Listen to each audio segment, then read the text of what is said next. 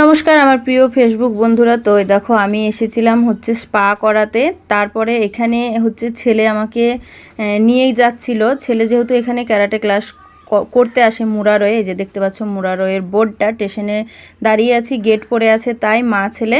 তো কিসের জন্য গেট পড়ে আছে বলো তো? আমরা দাঁড়িয়ে আছি আর গেটটা পড়ে আছে হচ্ছে গিয়ে ওই বন্দে ভারতের জন্য। সেটা আমি জানতাম না যে এই টাইমটায় বন্দে ভারত যায়। তো আমরা এই দেখো দাঁড়িয়ে আছি আর আমাদের সামনে দিয়ে একদম দুরন্ত গতিতে ছুটে চলেছে হচ্ছে আমাদের বন্দে ভারত। তো এটা হচ্ছে অরেঞ্জ কালারেরটা, আর সাদা কালারেরটাও এর আগে দেখেছি বা দেখিয়েছি কিনা জানি না তোমাদেরকে। তো যে ছেলে আর আমি হচ্ছে দাঁড়িয়ে আছি। তো এই বন্দে ভারত চলে যাওয়ার পরে গেট তুলে দিয়েছে, তারপরের অবস্থাটা খালি তোমরা দেখো।